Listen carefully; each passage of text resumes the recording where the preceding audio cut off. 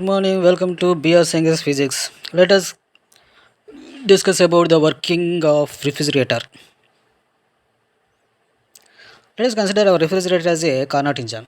The working substance here has to possess a low specific heat. The heat absorbed will be also less. Hence, it will be advantageous to use a liquid with a large latent heat of vaporization. Okay, in the refrigerator, the working substance is possess a low specific heat. The heat absorbed will also be less. Hence, it will be advantageous to use a liquid with a large latent heat of vaporization. For all practical purpose, ammonia is the best suited one. Ammonia is the best suited one. Let us consider a refrigerating machine with ammonia as a refrigerant. This is a vapor compression type. This refrigerator is a vapor compression type.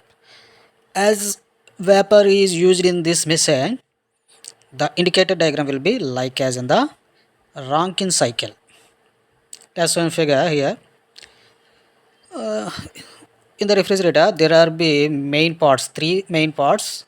They are, first one is compressor P, and second one is a condenser C, and third one is refrigerator or evaporator R. Mainly these are three parts in the refrigerator.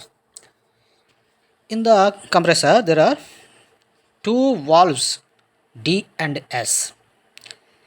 P is a metallic piston that can be moved up and down by means of an electric motor. By using electric motor, the metallic piston can be moved up and down. ఈ piston అనేది ఒక electric motor సాయంతో పైకి కిందకి కదులుతుంది. Due to motion of the piston P, the liquid will be either sucked into or will be discharged out.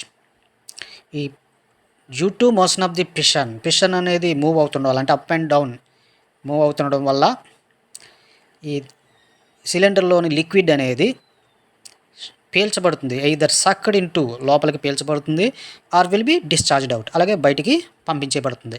ఈ piston కదులుతున్నప్పుడు పైకి కదిలినప్పుడు పీల్చబడుతుంది, ద్రవాన్ని లోపలికి పీల్చుకుంటుంది. అంటే ఒక వాల్వ్ అనేది ఎస్ అనేది ఓపెన్ అవుతుంది అప్పుడు. అలాగే కిందకి డౌన్లో మూవ్ అయినప్పుడు డిశ్చార్జ్ అవుట్, బయటికి పంపించబడుతుంది.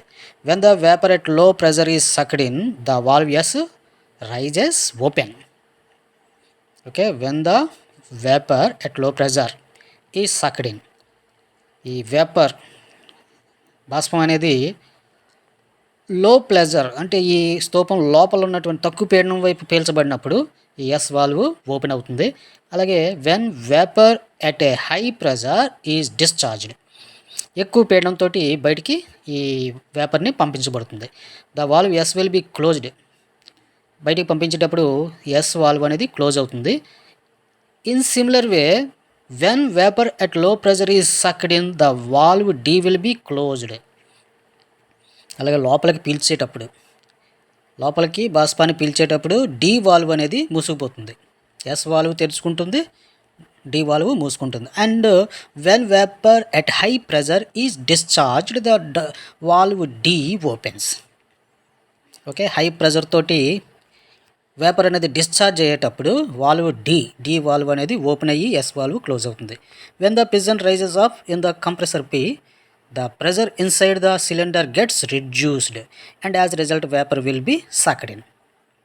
When the piston P rises up, piston అనేది పైకి రైజ్ అయినప్పుడు, కంప్రెసర్లో పిస్టన్ అనేది పైకి కదిలినప్పుడు ప్రెజర్ అనేది సిలిండర్లో ఉన్న ప్రెజరు తగ్గుతుంది. And as a result vapour will be sucked in, అందువల్ల ఏమవుతుంది, వేపర్ లోపలికి పీల్చుకోబడుతుంది.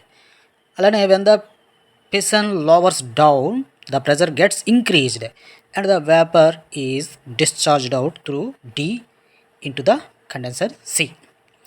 ఓకే, పిస్టన్ అనేది కిందకి మూవ్ అయినప్పుడు ప్రెజర్ ఇంక్రీజ్ అవుతుంది, ప్రెజర్ పెరిగి ఈ వేపర్ అనేది బయటికి డి ఓపెన్ అయ్యి బయటికి పంపించబడుతుంది.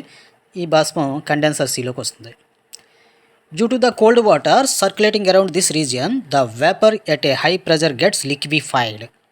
Due to the cold water circulating around the region, ఈ కంప్రెసర్ కంప్రెసర్ చుట్టూరా చల్లని నీటిని సర్క్యులేట్ అయ్యేటట్టు చేస్తారు. చల్లని నీటిని దాని చుట్టూరా పంపిస్తారనమాట.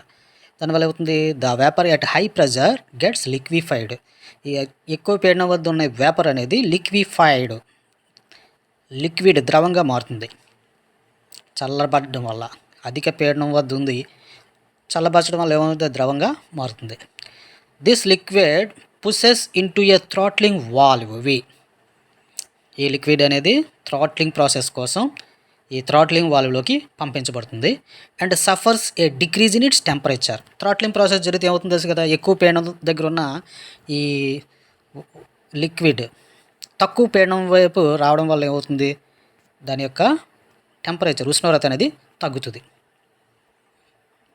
ఇందువల్ల పీడనం తగ్గించడం వల్ల ఉష్ణోగ్రత తగ్గుతుంది. At a reduced pressure the liquid boils and turns into vapour.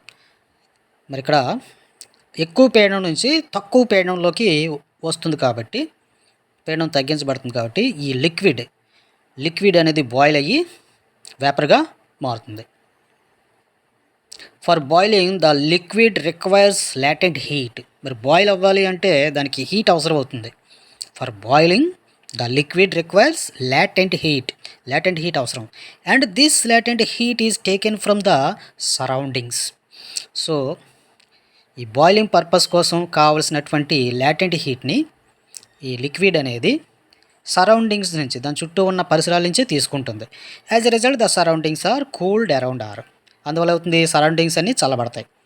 ఇక్కడ రిఫ్రిజిరేటర్ ఆవరణంలో ఉన్న మనం పదార్థాల నుంచితే ఆ పదార్థాల నుంచే ఈ లాటెంట్ హీట్ అనేది తీసుకోబడుతుంది కాబట్టి అవి చల్లబడతాయి.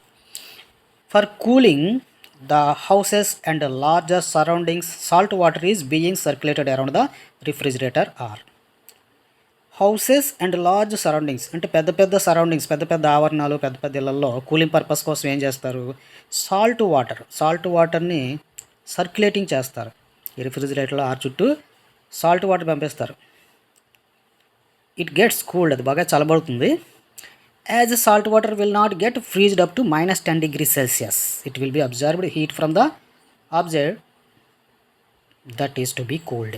జనరల్గా వాటర్ 0 degrees Celsius దగ్గర ఫ్రీజ్ అవుతుంది, ఐస్గా మారుతుంది. అయితే సాల్ట్ వాటర్ అనేది మాత్రం -10 degrees Celsius వరకు ఫ్రీజ్ అవ్వదు, వాటర్గానే ఉంటుంది.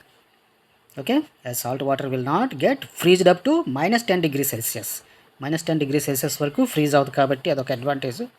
It will observe heat from the objects that is to be cooled.